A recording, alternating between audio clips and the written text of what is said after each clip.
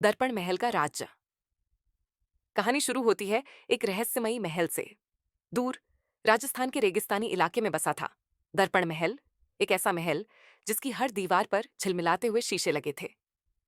इस महल का हर कोना, हर गलियारा अपनी चमकती दीवारों में कोई राज छुपाए बैठा था।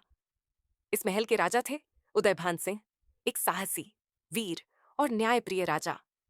पर उनकी रानी रत्नावली सुंदर, गंभीर और एक अजीब आदत वाली महिला थी।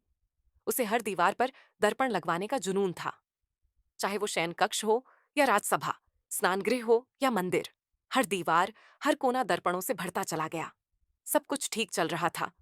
फिर एक दिन रानी रत्नावली अचानक लापता हो गई।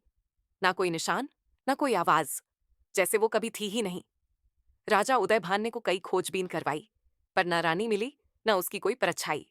महल की दीवारें अब और भी खामोश हो गई थीं।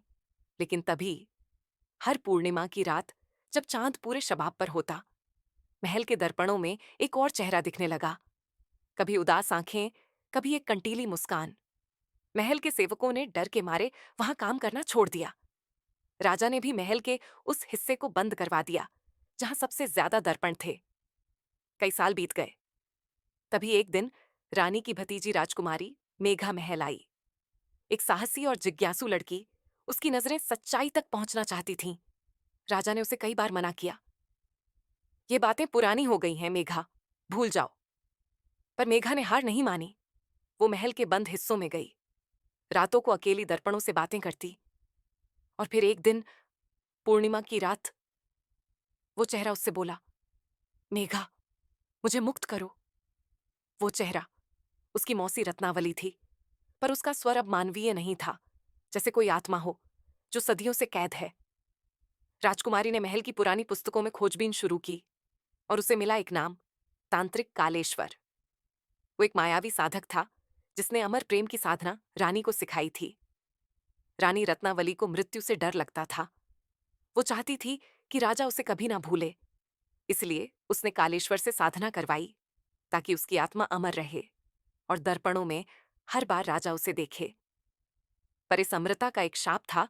उसकी आत्मा अब केवल दर्पणों में रह सकती थी, शरीर में नहीं। रानी को इसका अंदाजा नहीं था। अब वो हर पूर्णिमा की रात दर्पणों से निकलने की कोशिश करती है, अपने अधूरे प्रेम की पुकार लिए। राजकुमारी मेघा ने निर्णय लिया, वो इस शाप को तोड़ेगी। उसने फिर उसी तांत्रिक साधना की राह अपनाई, लेकिन इस बार प्रेम के लिए नहीं, मुक्ति के लिए। अंतिम रात, पूर्णिमा की सबसे लंबी रात, जब चांद की रोशनी महल में हर दर्पण पर पड़ रही थी, मेघा ने एक विशेष तांत्रिक मंत्र का उच्चारण किया। और तब एक चीख गूंजी, जैसे 100 आत्माएं रो पड़ी हों। हर दर्पण एक एक कर चटकने लगे। आखिरकार वो चेहरा मुस्कुराया, धन्यवाद मेघा, और फिर हमेशा के लिए गायब हो गया।